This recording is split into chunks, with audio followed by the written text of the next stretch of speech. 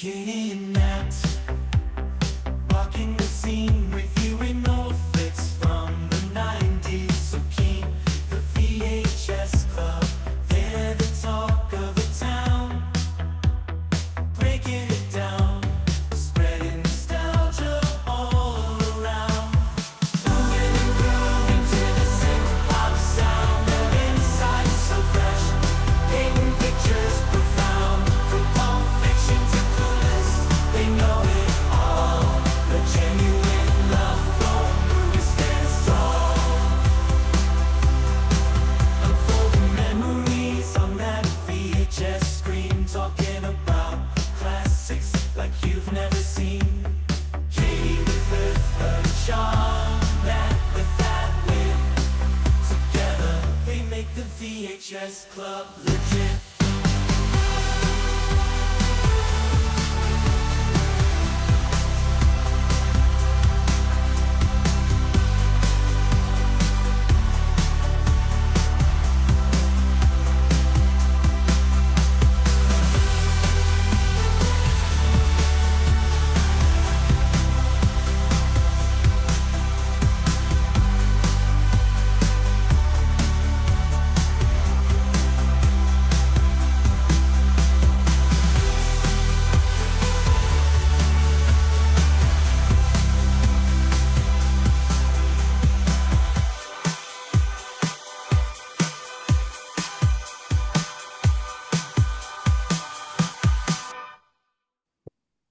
Welcome back to the VHS Club. We are so excited you are here. Hey, Alex, how's it going?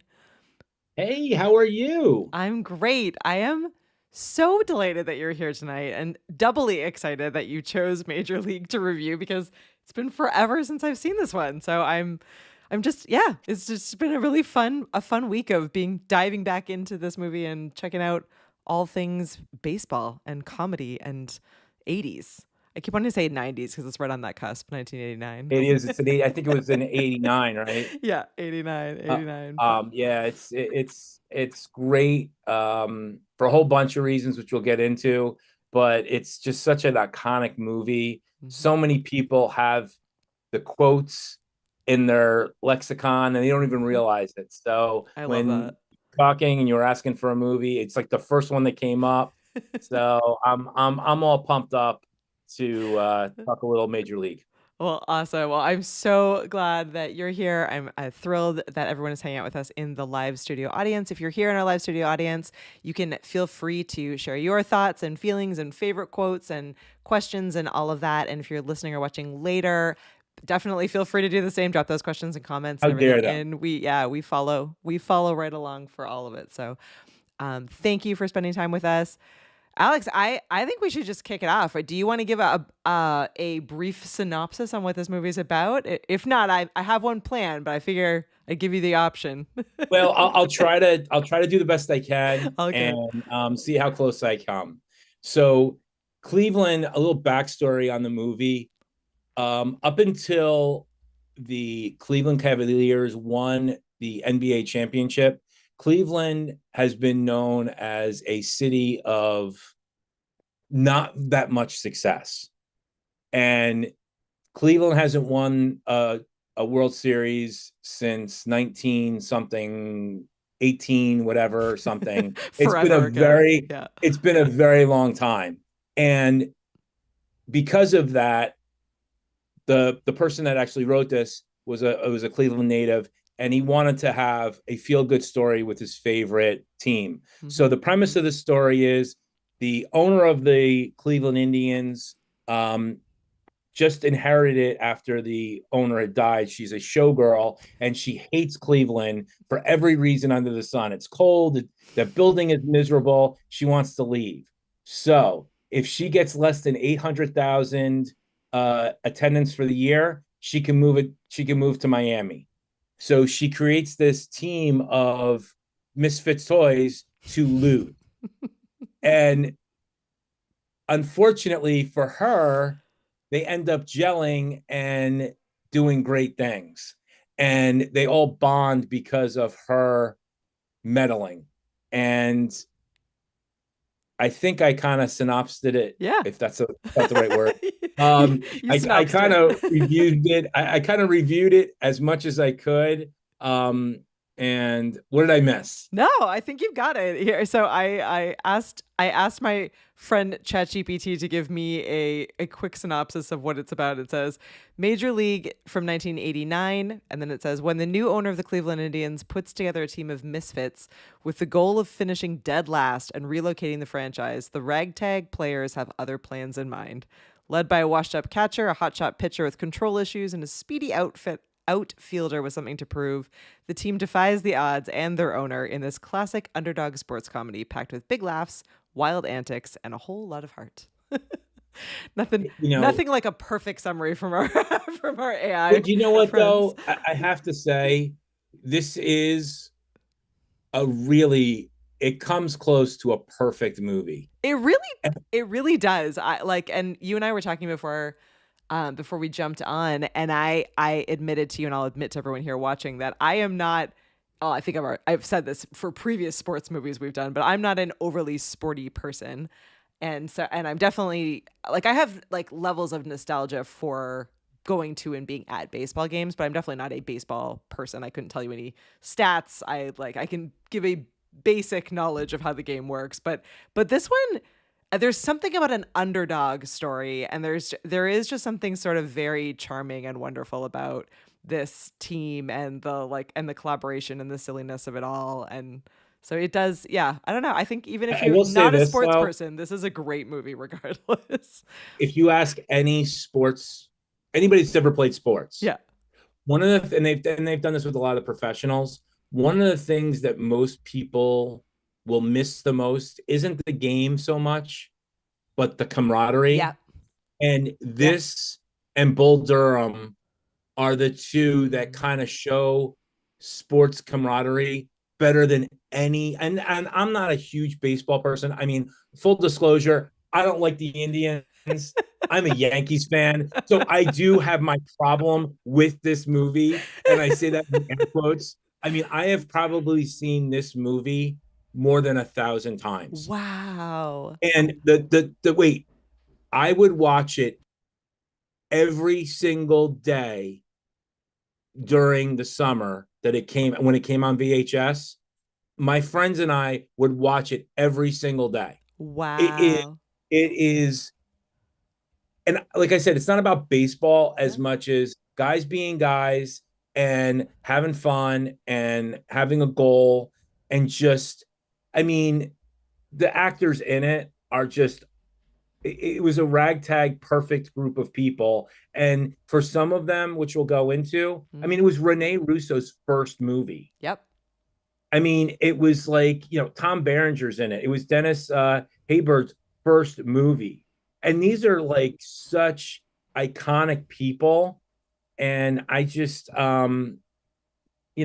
there's nothing bad about it except for the fact that Yankees were the underdog. I mean, were the bad guy, but the Yankees are always The the Yan- bad the guy. Yankees are always the bad guys, so But that see, feels the about one right. thing you have to realize about Cleveland sports, their three greatest highlights in the last 20 years, Cavaliers winning, this movie, and draft day. Those are the three most important events in Cleveland history. And two of them aren't even real. I do love a town that gets behind a fictional story and just like rides I with mean, it. my mom and my grandmother were Dodger fans Hmm. when they were in Brooklyn. Oh My wow. mom went to thousands of Dodgers games. I actually have a Dodgers baseball with Pee Wee Reese, Will Jackie Robinson, the whole Wow. line, everyone. It's one of my mom's most prized possessions before she died. And the thing is, it's like, the thing about sports and why sports movies are so important is it really bonds families together. Yeah. I think, you know, you would hear when the Red Sox won, people would go to their parents' graves and Yeah. cry. Like when the New York Giants won, I'm from New York. I'll never forget it. My sister and I were bawling like you wouldn't even believe, and it Yeah. wasn't even for the reasons you think. My father never got to see them win, Mm. and it's like they finally won, and it was like you couldn't even share it with the one person that brought us Aw. to it. Yeah. So, when you look at these kind of movies, it's like, holy cow. But that all being aside, this is just a funny ass movie. It really is. And it has, like, in addition to all the other actors that you just mentioned, it's got Charlie Sheen, and then it has Yeah. Wesley Snipes. And Wesley Snipes, I forgot how, like, fun he is to watch. Like, even aside from, like, the jokes of the movie or the Right. character, just his physicality on set, like, his movements He are was awesome. crazy. Like, he's like, because he plays the character that is, constantly stealing bases, and he's, like, incredibly Well, Willie fast, Mays and Hayes. yeah, Willie Mays exactly, yeah. Hayes. So he's just this, like, dynamic, interesting character as it is, but even in those, like, moments, he's just such a dancer. Like, his movements are just so beautiful. Like, Well, he's yeah, we're fun gonna to get. watch. I do want to talk about certain things, Yeah. but yes, he is just awesome in this. And again, you look at this cast, and you're just like, wow. Yeah. I mean, when I was doing the research for this, this was the first movie that Tom Berenger and um, what's his name, Ricky Vaughn, Charlie Sheen. uh, Sheen Hmm. had done since Platoon. Yeah. And when he was talking about it in the interview, he's like, "Yeah, I actually get to talk to him, and it's a conversation, and it's funny as opposed to him trying to kill Would me have been like night and 90% day. of the time." And Yeah. I'm like, "Okay, I'll Yeah. take that." I mean, and you know, I don't know. I know a little bit about the acting world from some of the other podcasts they do, and these actors kind of all want to be in the same stuff together because they know each other Yeah. and whatever else. So it's just it really just worked. I That's all. That's all. We'll see you guys later. No, All no. right, we're Let's done. let's dive in. I definitely want to ask. So, and I ask this of almost every guest, but what, like, I guess two-part question. What made you choose this movie? Because I gave you complete carte blanche, any movie you wanted to pick. And then B, do you have an earliest memory of watching this one for the first time?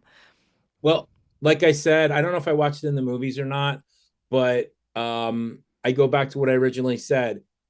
Just sitting at our beach house, which we no longer have, in between when it was like super hot or rainy, Yeah. and just watching it. And you don't need to watch the whole movie in one sitting. Yep. You just want to watch like certain scenes, and just having fun with my friends. What we used to do is for lunch, we'd have hamburgers, but we call them Dash burgers. And you put Mrs. Dash on them.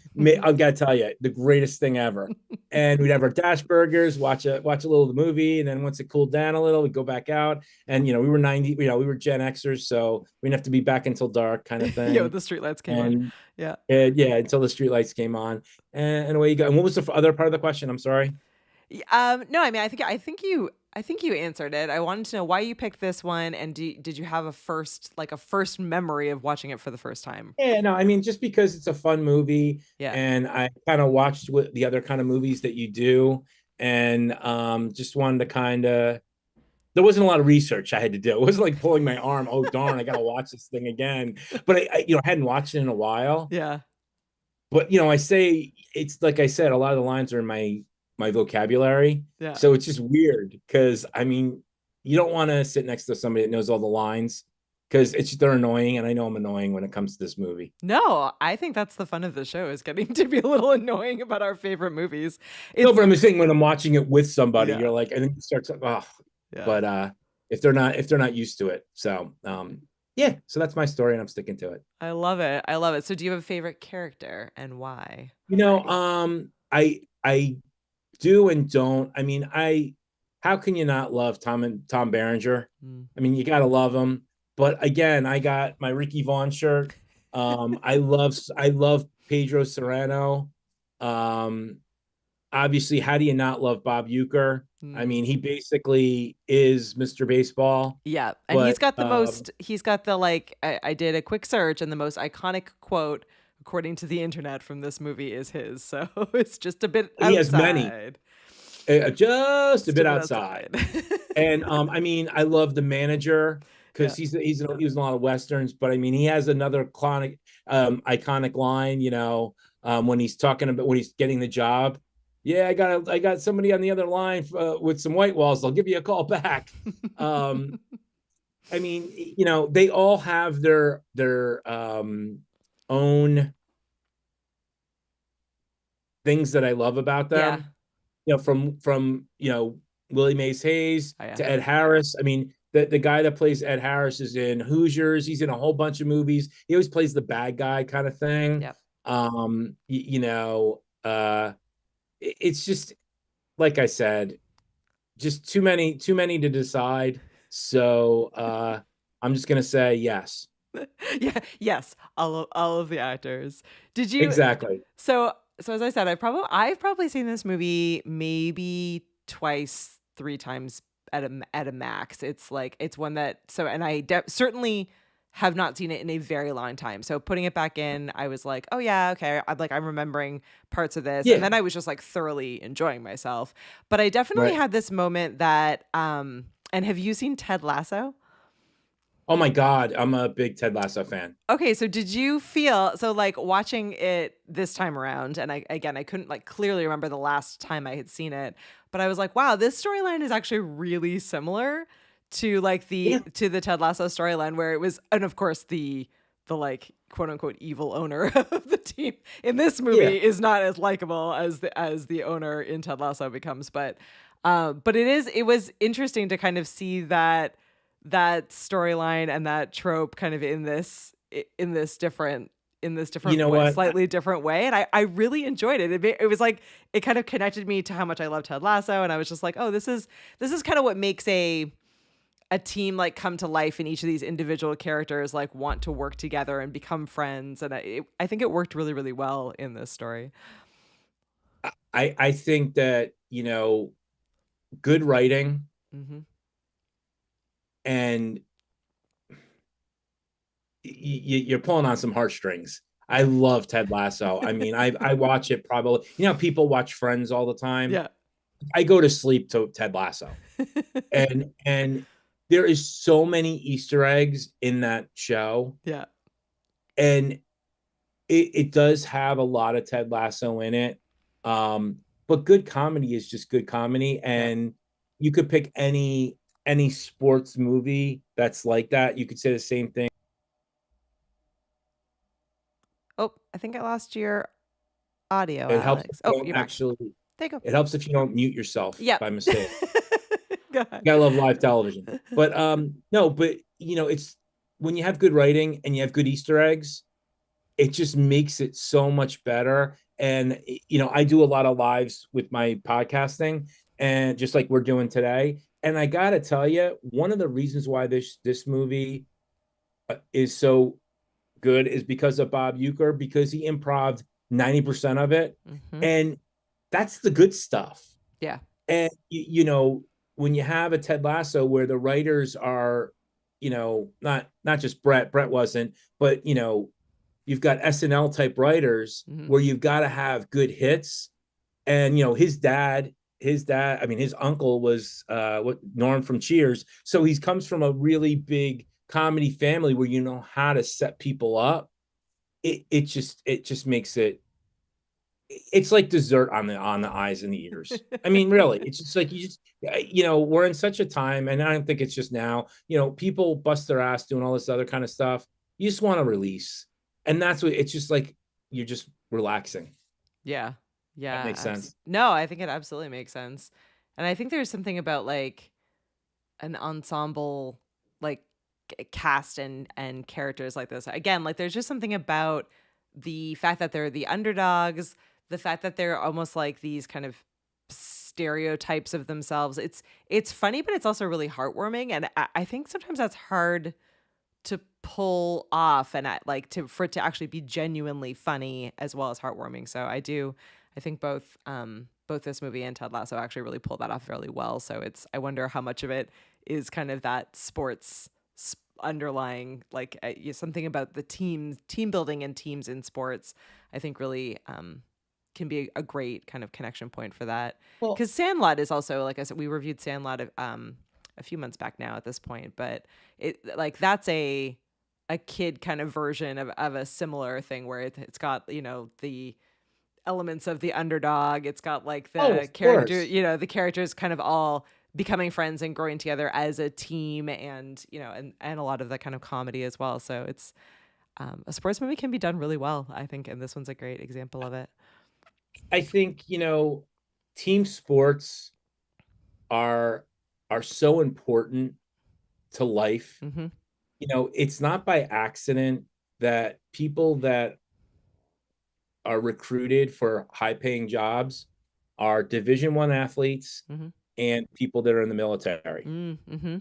Okay. Why is that? Because they know how to achieve a goal. Yeah, I they know how mean, to work together as a right team. They know how now, to lead and how to. Yep. Mm-hmm. and they're going to work their ass off to do it. Yep. And I think that people that are trying to get to that point, like the rest of us, the 99% of us that are trying to be that consistent, we look to this, and you look at some of these people, like in this case of Tom Berenger's character, Mm-hmm. Jake Taylor, who, he's past his prime, Yeah. but you know what?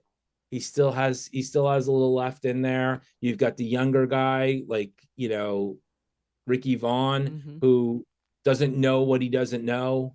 And and then you have Wesley Snipes' character, Willie Mays Hayes, which he knows what he knows, but he doesn't know what he needs to know. I So don't know. true. He's the biggest con artist in the world, but I'm just saying, like, there's something for everyone. And Yeah. when again, I looked at the behind the scenes before we did this, and he didn't want the person that was writing it didn't want to make them too much of a character.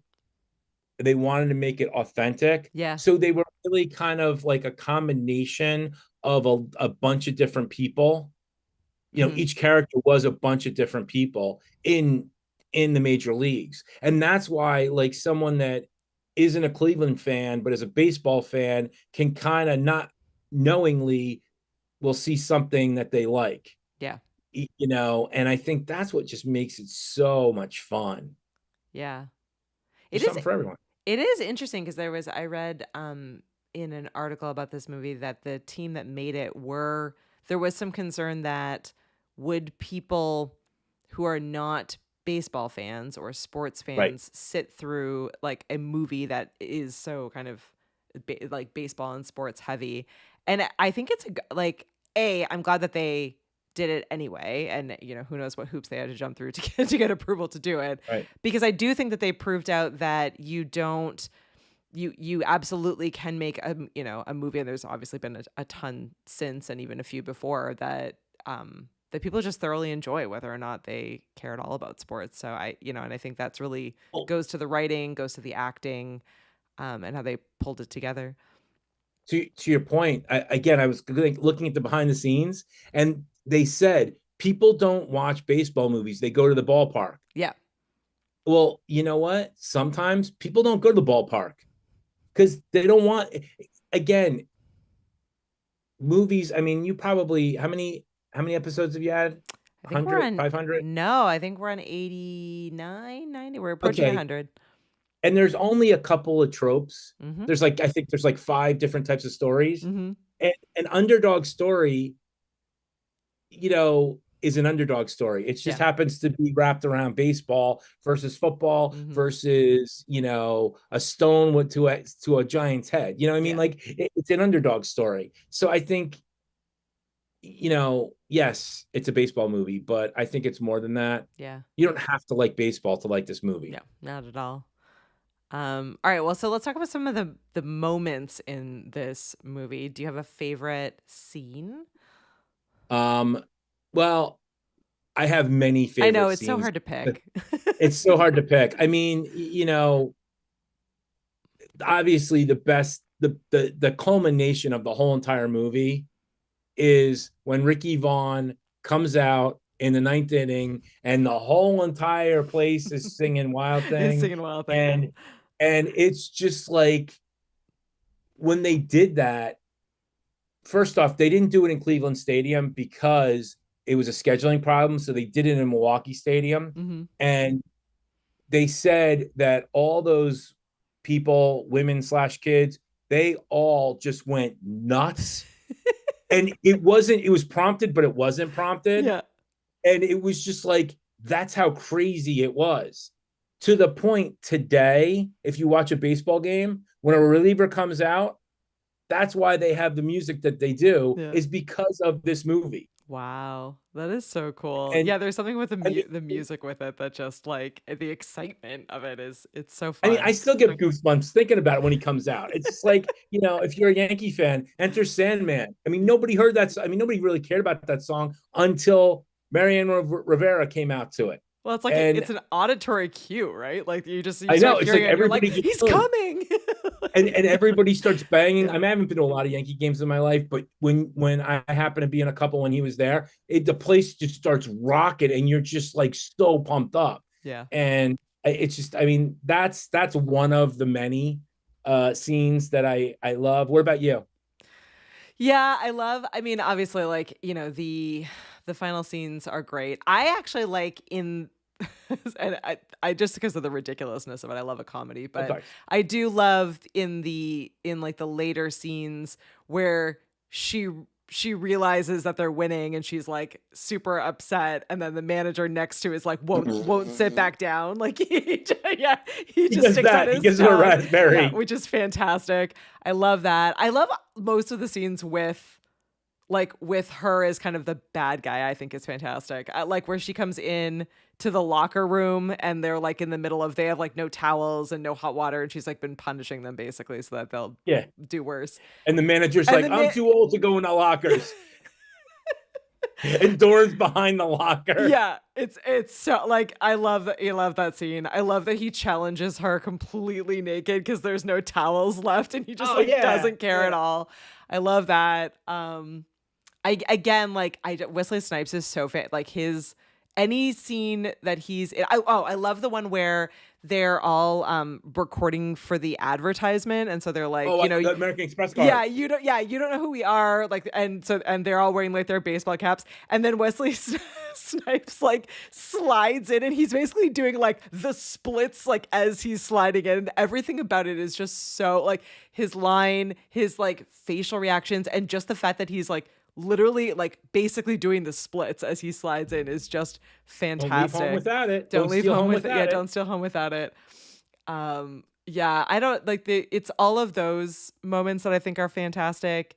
I do love we should talk about this because it is interesting. So on one hand you have, I mean, I guess this actually exists in most underdog stories, but we also have the love stories. As you said, you have Renee Russo, and this was her first role. She's outstanding in it. Could she be any hotter in this movie? I mean, she was a model first, so no, I know, I don't care.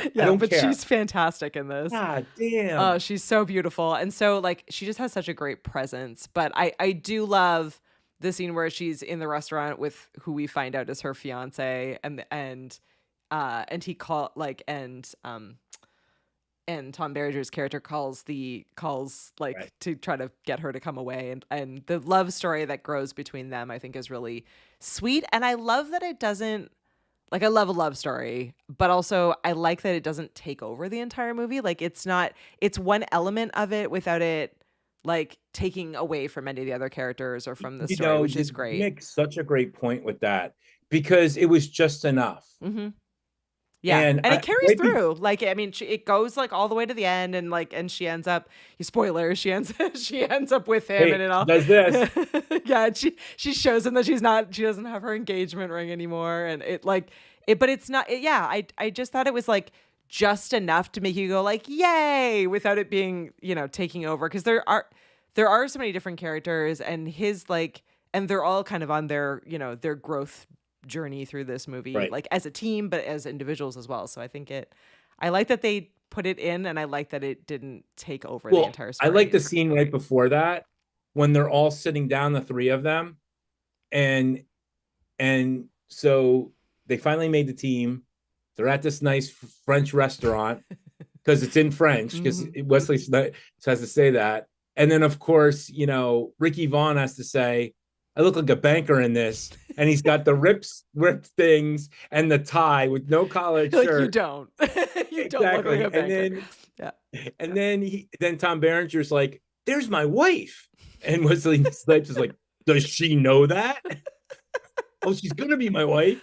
And it's just like I said, and then the next scene comes out. And I love how she's on the phone and he's like, yeah, I think your guy that you're with is kind of gets hang it. the phone up. Yeah, exactly. You can hang the phone up now.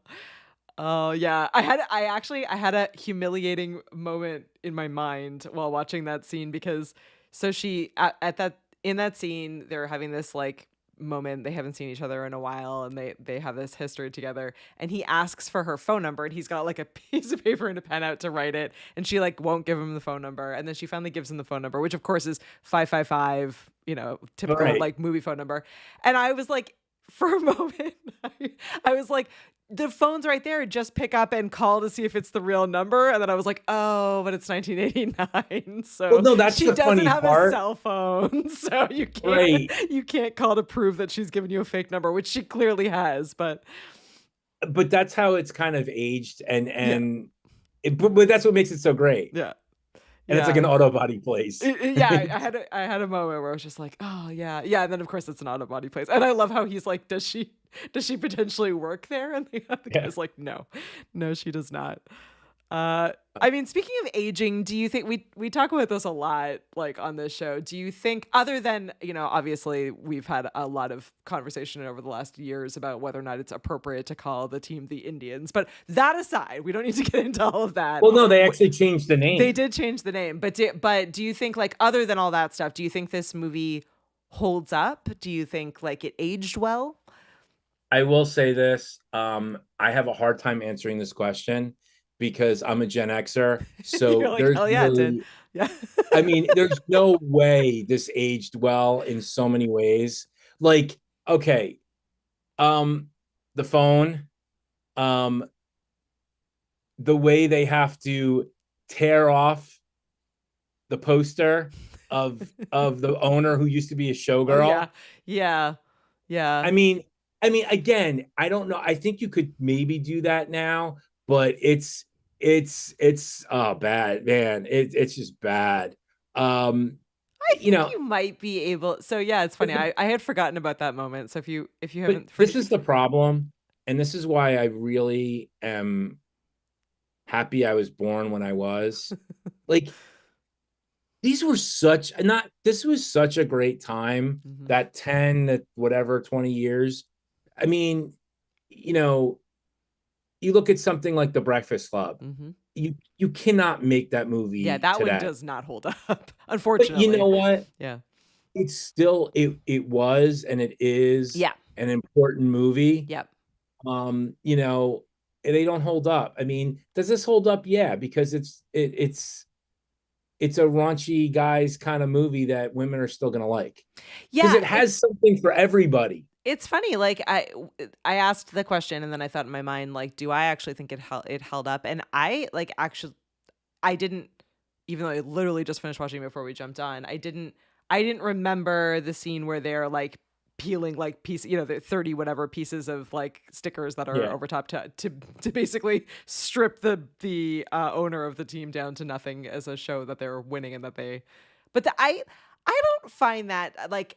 I don't actually find that to be all that offensive. And like, I think compared to a lot of other of the like slapstick movies that don't age well, I actually think this one does stand up pretty well. Like it doesn't have a ton in it that's like crazy offensive or that's super dated. Like I think it could potentially. I even think like the sex scenes were so, and I hate using the word because it just sounds, they were so tasteful. I mean, you know what I mean? Like it was respectfully. No, it's just like, it's just No, they were done well because it Yeah. wasn't about the sex. It Yeah. wasn't about It it. wasn't gratuitous. Nothing It, about it the movie is overly but it wasn't gratuitous. about the girls. Yeah. This Yeah. is a guy's guy. I mean, Yeah. this is just about the guy, Yeah. and that's okay. Hmm. You know, but no, I mean, I think it aged as well as a typical 80s/90s movie can uh uh you know, track or whatever you want to use the word. But again, I'm a little biased because I love the movie, so I really don't care. You Yeah. know, I mean, no, but I don't think that there really is anything that offensive other than the Indians, but that's not offensive in the sense of that's what the team's name Yeah. was.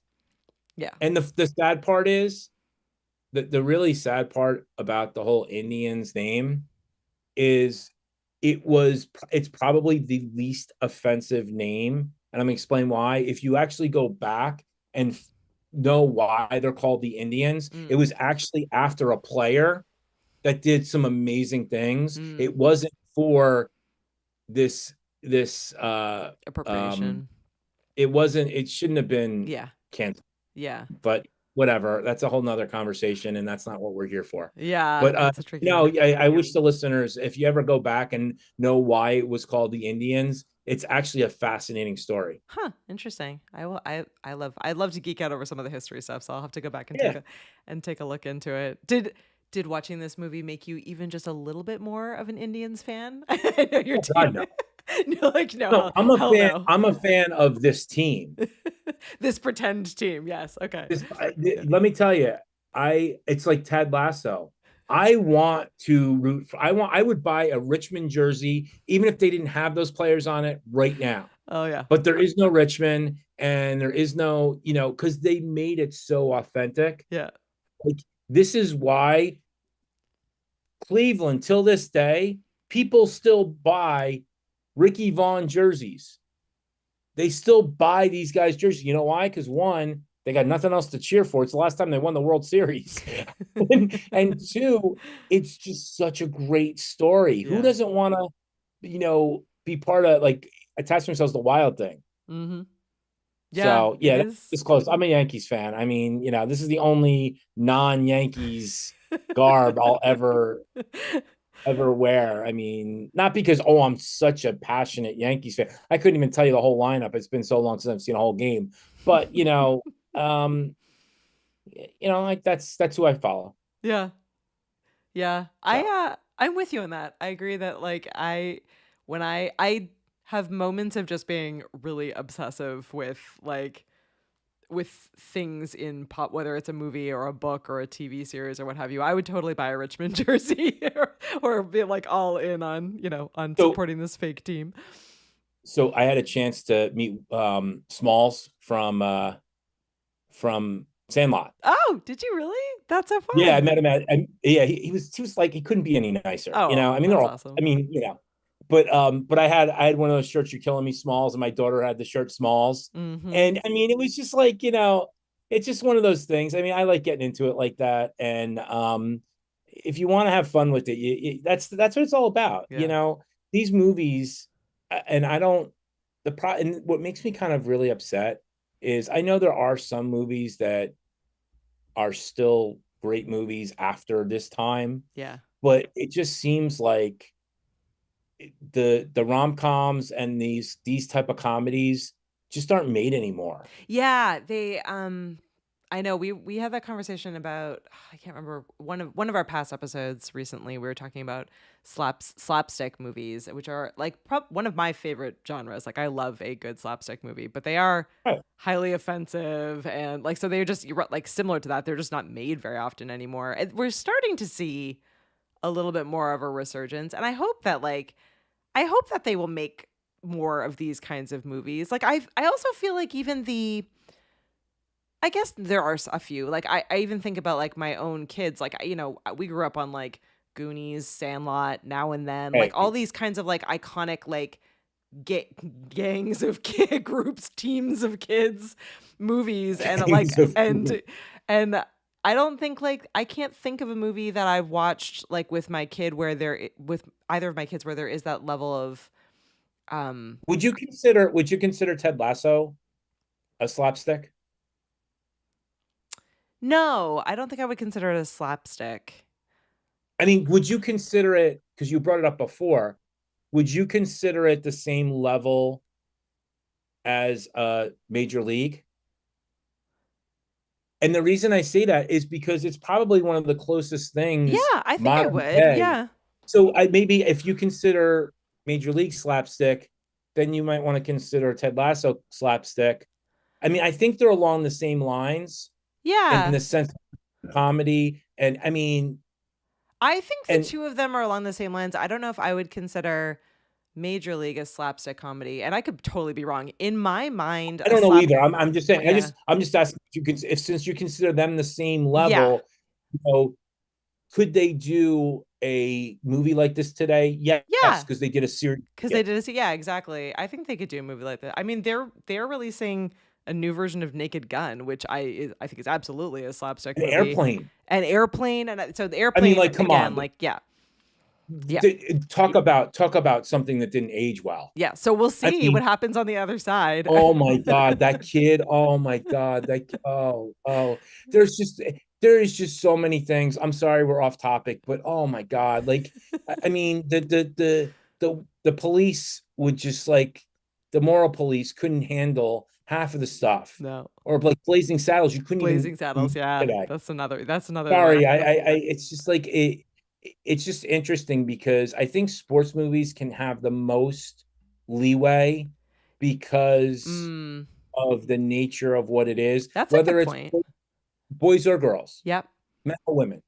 Yeah, there Yeah, there is something like a um you're right. There's something like kind of caught up in like locker room talk where it's like, well, that's locker room talk. Like that and that like that kind of gets the level of permission that maybe other settings don't as I much. mean, one of the funniest scenes ever in I think in all of movie history was when Tom Hanks was going to the bathroom and in A League of Their Own, Mm. and and Roseanne, no, Madonna's like, time him, and they're like timing him, and then, I mean, it couldn't get any better. It couldn't get any more raunchy than that. Hmm.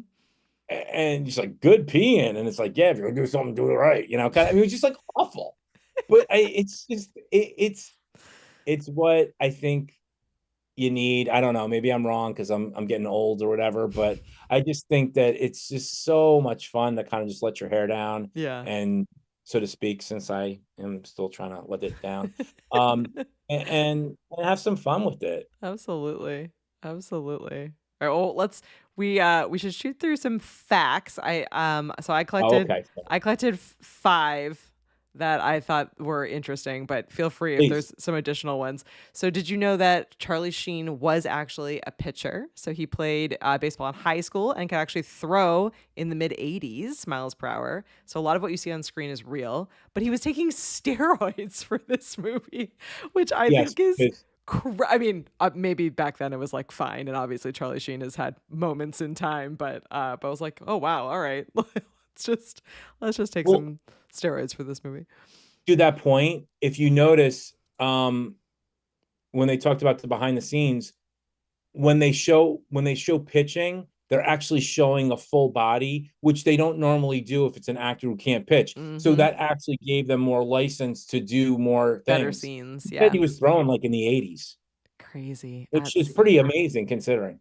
crazy. You talked about this next one already, that Bob improvised most of his lines because he was a legendary sportscaster who played Harry Doyle's character and had the famous quote from this movie. His dry delivery was so perfect that most of his scenes were kept exactly as he performed them, which I think is just awesome. And I love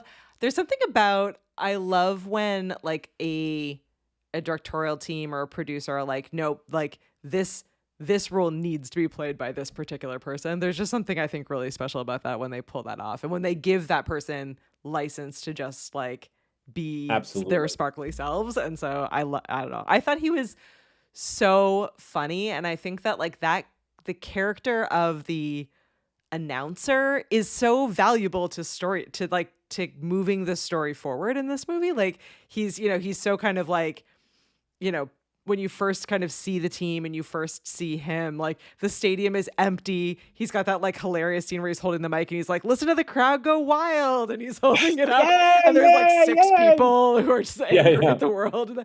So it would have been like in some ways a hard role to improvise because he's almost the narrator really in some ways. Like you see him sort of throughout the movie at different key points and he's telling kind of the story and the growth of the team. Right. So I thought he was great. I love the whole pour the shot and then dip your fingers in it. Right around the ear. I just thought that was fantastic. Again, like the way he carried himself was fantastic. Well, I think why he was an announcer in real life. Yeah, exactly. So he was at home for sure. But he played the game. Yeah. And he was a TV person. Mm-hmm. So he had Mr. Belvedere. Yeah. He already knew how to not just be an announcer, but know how to work in TV. Yeah. So it just really was, and we could just do a whole thing just on all of his quotes because there's just so many of them. He's so good. Yeah, I mean, and one goddamn hit. It's like, or when he was talking about, well, who's the post game from? And he's flickering all his papers. I don't know. I don't give a damn. And I love in the beginning of the movie, he says, we're going to have Die Hard night. Anybody that was here when the Indians last won. I mean, he's so good. There's something wonderful about like I mean, not that it's not subtle humor, I guess, but like it is subtle. But it is kind of subtle. Like he really is a background character, but he steals the show. Like, yeah. So there's a. Well, I forget the guy's name from the Yankees that hit. He's like, yeah, he had his own son in a father-son game. I mean, he just kept coming up with the best lines. Yeah. Anyway, yeah, I don't want to keep going. He is fantastic. I think you mentioned this earlier, but this one wasn't actually filmed in Cleveland. So, nope. I'm sorry, I'm jumping the gun. No, I think it's fantastic. So, despite being a love letter to the Cleveland Indians, this was mostly filmed in Milwaukee, which I always think is absolutely hilarious and happens pretty often in films. I mean, they do the best they can, but the stadium scenes were actually shot at the Milwaukee County Stadium, which was the home of the Brewers at the time. Right. I wonder how much that so like I'm not as I've said a number of times, I'm not a baseball person. Does that I wonder how much that matters to baseball people? Like, would they immediately notice that it wasn't the right stadium? I feel like you would. I think that it, one of the criticisms that I saw in a review, and this person was from Cleveland, that it wasn't enough Cleveland. Yeah. You saw the Cleveland. You saw Cleveland in the beginning of the movie. Yeah. And then it was very close to the ballpark. Yeah. But it just wasn't it. But for the average viewer that's not a Cleveland fan, they probably don't know the difference. It must have been like somewhat demoralizing for the team who like literally made this movie as a love letter to Cleveland. And they were like, well, actually, we're going to film this. Well, they couldn't do it because of scheduling problems with the Indians. Yeah. Which actually hilariously brings us into our next fact. So the film helped boost real life team morale, as we've been talking about. So the Cleveland Indians were struggling desperately in the 80s. And after Major League came out, it sparked a wave of enthusiasm among the fans. So I do love that it still like resonates and still kind of this important moment in pretend time for Cleveland. I just think is absolutely fantastic. And the Cleveland Indians had a real life resurgence in the 90s. So like they did. It made a difference, which I think is just wonderful. There's something about the tie between like fictional world and real life that is just amazing. So that might be my favorite fact. I think it's great. I mean, the weirdest things end up causing the best things. So absolutely. It's all good. All right. Did you know this one? There's an alternate ending to this movie. No, I didn't. So I guess the alternate ending is that they realized through the making of this movie that it actually doesn't make any sense, because if the owner of the team was trying to have the worst possible team and lose, and she owns the team, at any point she could have like caused like as Gotten different rid of players. she could have gotten rid of players, or she could have like thrown wrenches in to stop them. And so I guess the original ending had her coming down and like admitting that she had actually only said all of that to set them up for success. Like she did actually really want the team to win, and so she was kind of becoming this foil and bad guy. But I suppose that the test audiences just really wanted someone to root against. They like wanted a bad guy, so Oh, they got she's rid of such a those good scenes bad completely. guy. She was too good at being a bad guy. She was just too good at being the bad No, guy.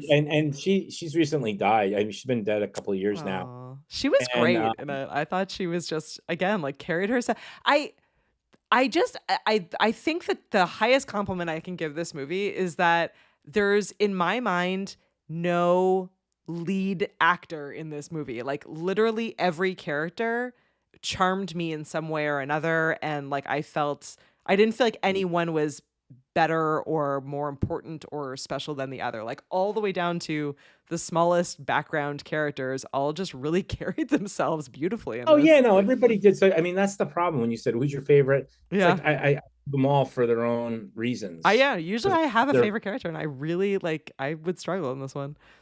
No, but they all had their moment. They all Yeah. had a moment. Yeah, I think that's what's really nice about this movie. absolutely.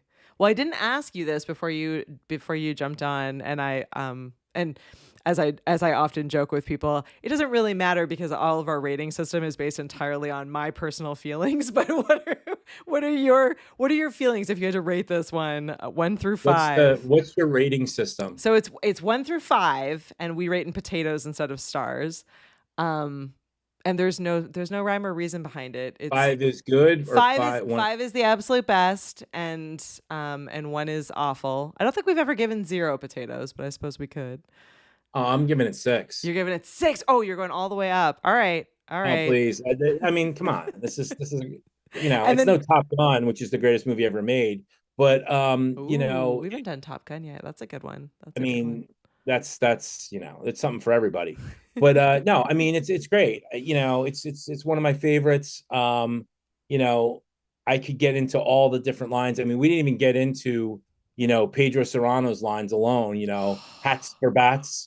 Old Jobu stuff. He is so funny. Oh my God. I love I was gonna grab it and I ran out of time before I did it, so I'll have to add it in on a social post. But the team fairly recently, I believe, set up like a little altar like Oh, his really? and For posted Jobu? about it. So I thought that was absolutely fantastic. Yeah. And I love Well, at the very I end love- where he gives it up, where he's just like, no, it's like fuck it. It's about me.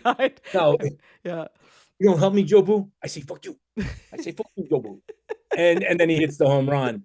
But no, the best part for him is when him and Ed Harris start talking about when they first meet Jobu, and he's like, Jesus, he's very good, but he don't help me with curveball. What are you saying? Jesus Christ, kid, hit a curveball? Oh, All right, we're not having a holy war here.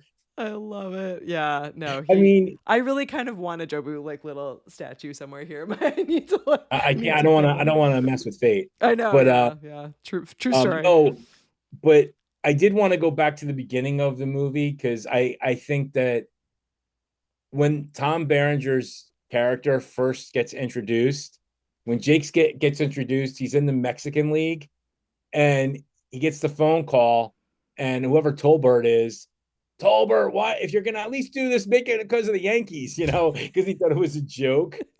And then when fast forward when he's talking to the Duke, about hey Jake, you're back up in the minors. He's like, yeah, I just couldn't cut it in the Mexican League anymore. There's like little bombs that are there that you have to, if you don't know the movie, like you have to like rewatch it because you'll like, oh, that just happened. Yeah. So it had a lot of a feel with Bull Durham. There was like some between him and Ricky, they had that kind of Kevin Costner kind of chemistry. Yeah. But no, I mean, all in all, I just love that they had a mix of everything. Mm-hmm. I do want to say that it's the for some more comic relief within it was the, and I know we're up against some time here, is the fans. Yeah. You know, you have the three middle-aged or younger guys, and then this old lady, you know, Yeah. who's got the whole headdress and Yeah. everything. And then they end up coming up to uh Ricky Vaughn. Oh yeah, can I get your autograph? You made their Hall of Shame.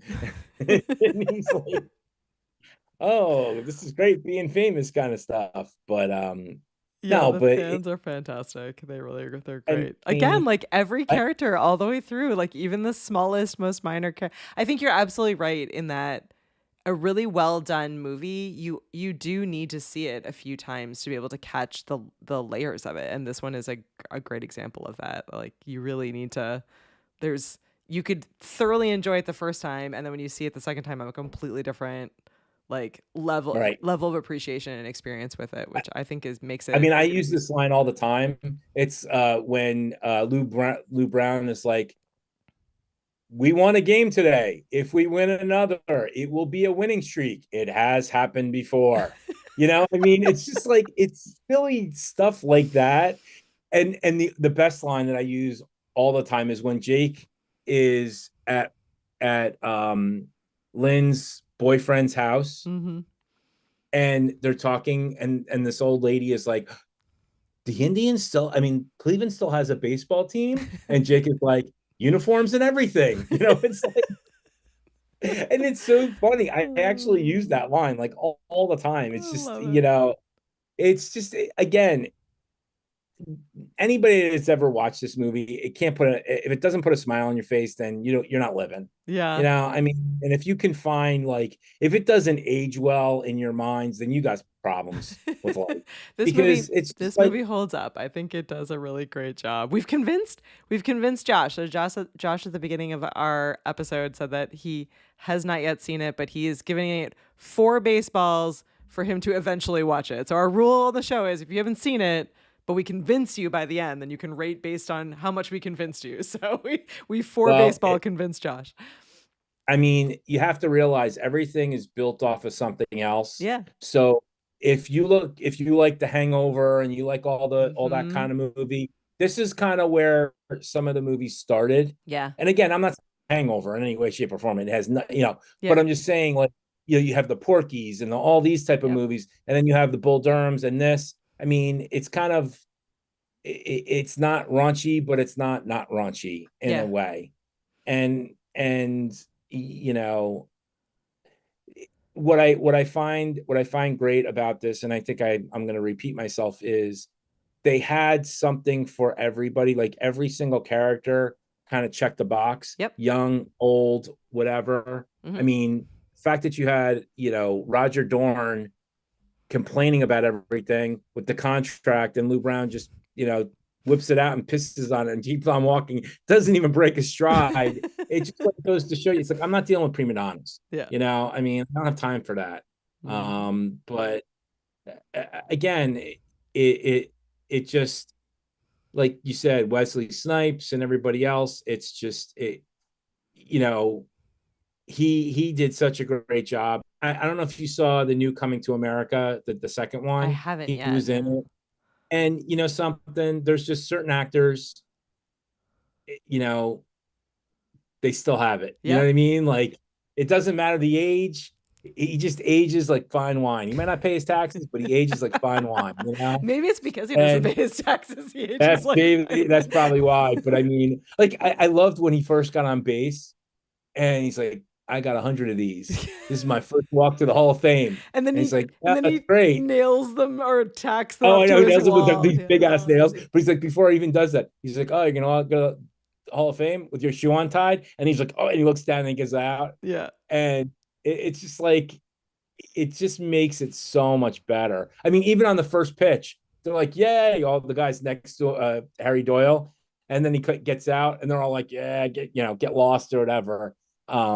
So I mean, I don't, like I said, I think this is just a fun movie. If you haven't seen it, there is no reason not to see it. Yeah. Yeah, it's a little dated with the phone thing, and you know, there's a little stalkerish stuff going on, but this is the thing. Back then, you can do those kind of things, Hmm. and it was fun. You want to get yourself out there, and you got to kind of make a fool out of yourself. I loved. Oh, the other thing I loved when they were having the sex, and her big thing was that he never read the books. Yeah. Oh, yeah. And she's And getting him to give the answers to Moby Dick but the questions. best part is they're on the plane and he's reading the comic book versions Yeah. of all the books that she wanted him to read. Yeah. Yeah. And then they're like having the sex and she's asking him questions, like you said, and it's like Queequeg's coffin or whatever it was. And then uses the cleats or whatever to take her dress off. And it was just so bad that it was good. Yeah, I think it really does. It manages to somehow just be, I don't know, charming. I think charming is the word I'm going to go with. It really does. Well, what's really interesting about Dennis Haysbert is he also did another baseball movie after this, which was called Mr. Baseball with Tom Selleck, Oh, which is another favorite of mine. I can see the cut. I can see the box for that, but I don't know if I've ever seen it. Tom Selleck's like a big hitter, Mhm. and he has to go to Japan, and Dennis's character is like just an American that's living the dream out there and whatever else, and it's not a Pedro Serrano character, but it's a baseball character, and I just love him. I mean, I haven't watched like 24 and all the other stuff that he's in, but I just love those two movies and the way he plays his character. So Well, I love it, and I think this. I need to put a drum roll in at some point, but here I gave it. I went with 4. I went with 4 potatoes. all right. 1, 2, 3, 4. Alex says 6, so we could split the difference and What's the face on there? So that's Christian Slater. We call this Christian Tater. We review. Okay, Christian, sorry, I'm not. I should know that since I've watched all the episodes beforehand. all good. It's yeah. So we rate in Christian Taters. So we have four Christian Taters, I think, for this one, and yeah, just a really great pick. Really great pick.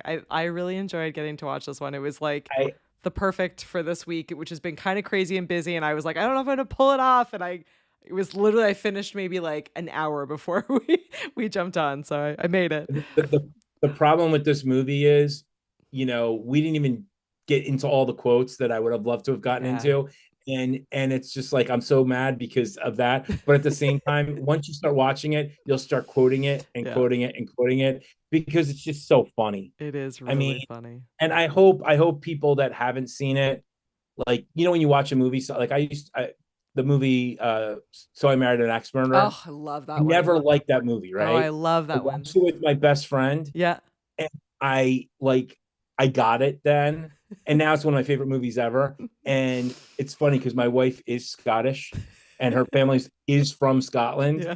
So it makes it even more She can do the heed. Move now. Move now. It's like Sputnik. It's got its own system. Now I gotta go back and rewatch that one. This is what happens with this show, is that every movie ties to another, or like gets you thinking of, there's just not enough hours in the day. But yeah, that's a fantastic one. If folks haven't seen that one yet. Yeah, no, I mean, I'm really glad that I reached out to you because this has been so much fun. And if you ever have, like I said, if you ever need somebody else to fill in for whatever, I would be more than happy to, because you make it too easy. Oh, thank you. Well, thank you for coming on. And huge thanks to everyone that's hanging out with us in the studio audience. I see Kathy's here and Terella's here and Josh.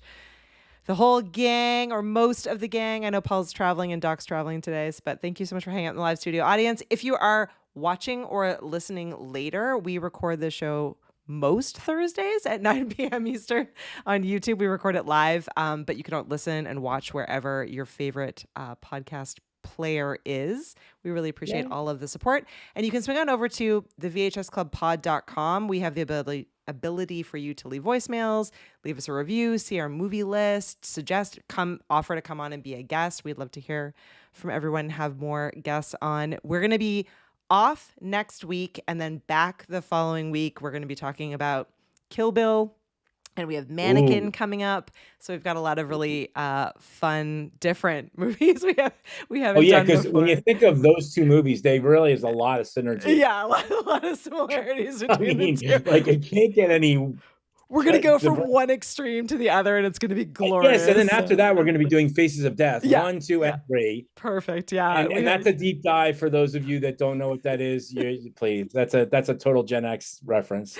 yeah, lots of fun coming up. But thank you so much, Alex, for hanging out, and for all of you for joining us as well. And we will see you in 2 weeks. You'll have to catch a replay next week. We'll be back in a couple weeks. Thanks, everyone. Bye, Alex. Bye. Kidnapped